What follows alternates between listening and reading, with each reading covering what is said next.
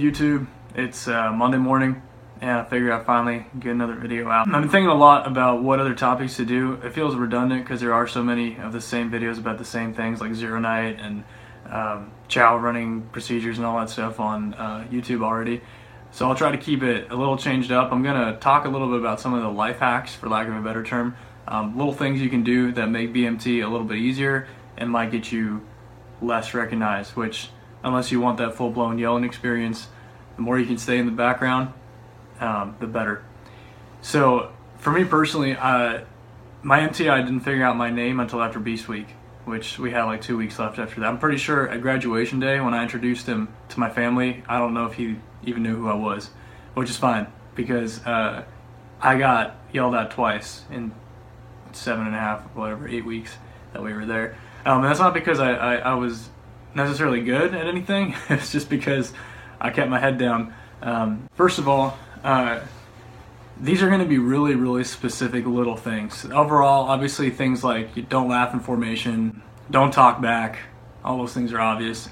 But there's little things you can do. First of all, figure out how to make your bed pretty quick. There's a lot of hospital corner videos on YouTube already, so I won't bother showing you how to do them. And I'll be honest with you, I don't even know if I could do them anymore. But if you can figure that out pretty quickly before you go, especially, because you'll do bed drills. So the way how it would work is in the mornings, we'd wake up was at 5:45, and we had 5 minutes to get dressed, which we usually were in PT year already, so I guess that didn't apply, and make our beds. Our beds had to be made, we had to be lined up in 5 minutes. And you think, well, 5 minutes is plenty of time to make a bed. That's funny, because it definitely wasn't the first couple weeks, because you'll have, like I said, they'll explain it probably in some other videos, but you have several sheets that you have to fold certain ways. So if you can figure that out before you go, you're going to be one step ahead, and you can teach other people to do it too. Number two, if you can learn facing movements now, you're that much better off, and it's really easy. I have the hand-eye coordination, or I guess you say the foot coordination of a duck, so if I can figure out how to do facing movements, you can too.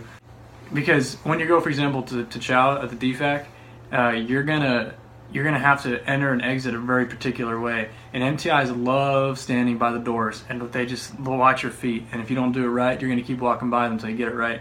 Because I remember the first like 3 or 4 days they didn't make us do facing movements, but as soon as we learned them, we had to do them.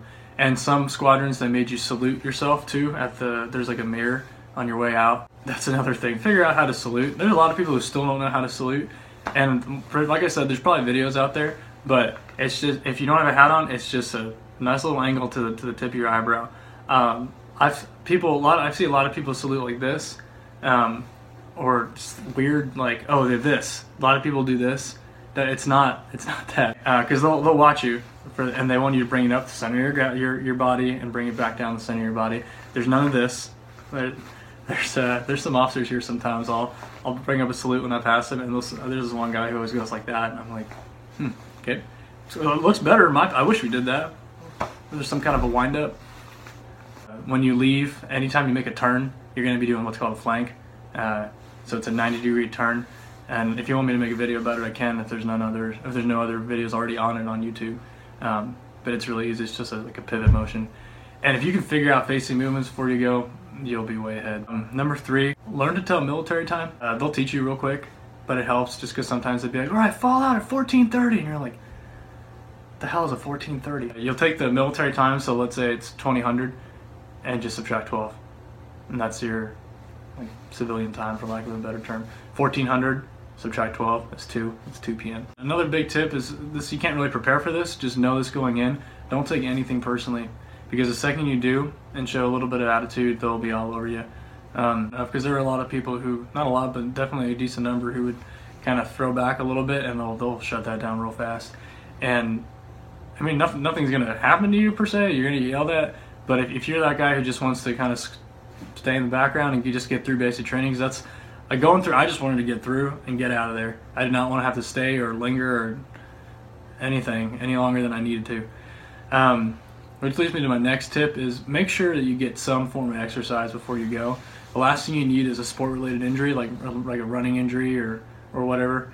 A lot of people med hold for stuff like that. So if you can strengthen your body now before you go, you'll be that much more ahead. A lot of people suggested to me before I left to already start getting up early and getting used to that.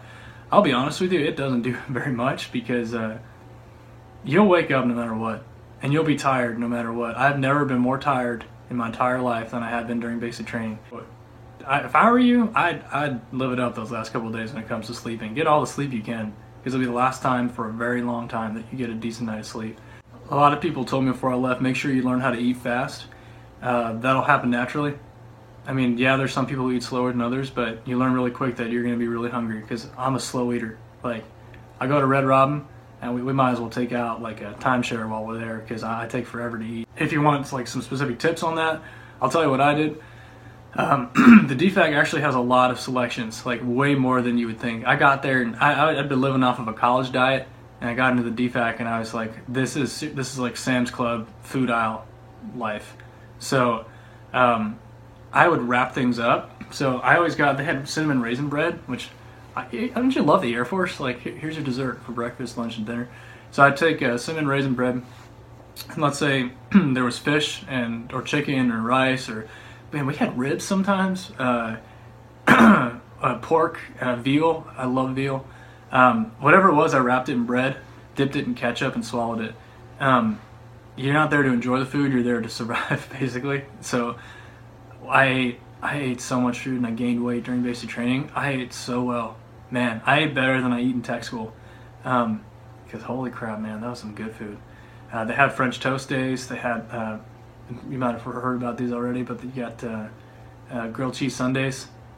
Oh man, so good. Consolidate your food. Know beforehand what you want, kind of like what you're trying to get. You'll figure it out pretty quick. They alternate kind of between meals. And going along with the DFAC, I guess this is kind of like a subset, but it's really easy not to get yelled at. Don't look around. Don't chew and walk, ever. Don't ever chew and walk. Don't make eye contact with any MTIs, even when you're in line. When you're coming in, you're standing like straight up at attention. Like, you're not, when you're waiting in line, you are like this close to the person in front of you, and don't look around. It's really tempting because you'll hear people getting screamed at, and you'll want to look. Don't point at your food when you're going through the line. Man, I hate that. And it's funny, like, as later weeks went by, MTIs would try to get us to laugh. I remember we were standing in line one day, and you're at attention. You can't look around. You don't know what's going on. And my MTI walks in, and you can always feel them behind you. You get this like sixth sense that you develop while you're there, and you can just feel when an MTI is behind you. And so I felt him coming up behind us, and he goes to the trainee in front of me, and he goes, "Hey, trainee, you know what bacon smells like?" And he's like, "Sir, trainee," whatever his name was, "reports his order. What does it smell like?" And he goes, "It smells like freedom."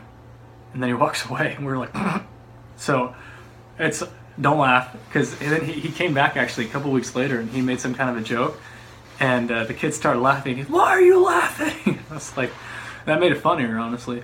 If you had a laugh, man, there are so many times, like, BMT is not bad. And as a result, there's a lot of funny things that happen. So you just want to laugh so bad sometimes. And so I'd have to pick a corner. I remember one time, when you're sitting down at these tables in the DFAC, it's 2 and 2 on each side. So it's a square. Imagine a square turned. And so you have 4 people at the table. You've probably seen it on YouTube already. So when you come to sit down, I'll show you. Let's say that this is the table right here. So let's say this is the table, like, and this is the chair. So you pull your chair out. Back then we had web belts. So you take your web belt off, clip it around your chair, and then stand at attention for 3 seconds before you could sit down, and then sidestep and sit down. And across from you is a chair. And so there's another guy across from me doing usually you come one at a time. You fill in front to back. Doesn't matter. But anyway, so I'm coming up, and I go to sit down in my chair, and right at the same time, the kid across from me does the same thing. And we both clip our web belts around our chair and snap up to attention. And we both had to do it at the exact same time and made eye contact while we did it. We lost it. Like, I picked a corner up at the wall to stare at for those 3 seconds. I was at attention, and he picked an opposite corner, and we were just dying. We weren't caught, but we almost were. That was one of the only times I straight up lost it in the DFAC. Like, I was dying. When it comes to volunteering for jobs, if you want to stay in the background and not get yelled at, and kind of float by, there's definitely some jobs to avoid. Chow runner's a big one. Element leaders and dorm chief, obviously. Guidons, those are the big ones that get And the latrine crew, honestly, too, gets kind of well known. Not that there's anything wrong with that, but like I said, I just wanted to float by and get out of there and get back to my wife. I chose to be a bed aligner, or volunteer for bed aligning. I had actually heard that on a different video. Best job you can get. Your job is to make sure all of the bunk beds or single beds, whatever you have, are in a straight line. And you usually just go help other people with their jobs after that. So you're kind of like a versatile, all-around job person. Volunteer for EC first. Like when you guys first can start ECing, it's really like daunting. It's like ECing, if you don't know already, is basically like a door guard. A lot of people avoid it at the beginning because nobody wants to do it, because you have certain door procedures you have to follow, which I can make a video about if you want. Those, for some reason, that's ingrained to me because we did it so much. But if you volunteer for EC early, you learn it earlier. And it's not till later that leadership starts coming up and testing you on it and grilling people who mess up. That's like, I'd say about 4th week or so is when I really started getting heavy. And so a lot of people never volunteered at the beginning. And so their first time doing it was when they finally had to do it, because they were put down on a rotation for it by the EC monitor, which is a job, which also is another, like, you're going to get yelled at a lot as an EC monitor. They'll ask you, does anybody have law enforcement experience or anything like that? And I mean, if you want to, though, it's a good job. Just got to be careful, because a lot of people got on the EC monitor because, you know, it's not his fault, but he scheduled people for 2 to 4 a.m. That shift is like the most hated one, and so people have to do it, so somebody has to do it, and whoever ended up with it was usually ticked off. Honestly, I liked it. You're tired no matter what, so staying awake 2 hours a night, I didn't mind it, because at night nobody comes in. We never had any night raids like some other people had, but it was peaceful and quiet. If you figure it out earlier, you'll be that much better off later on. I think I'm going to end it here as far as tips, just because it takes me like 6.5 years to edit every video. And let me know if you have any other questions, and I'll try to make a part 2, because I could go on with little things that'll help you when you get there. Chances are you probably won't remember 90% of the crap I'm telling you, but if you can remember 1 or 2 things, then I'm glad to have helped. So let me know, and thanks for watching.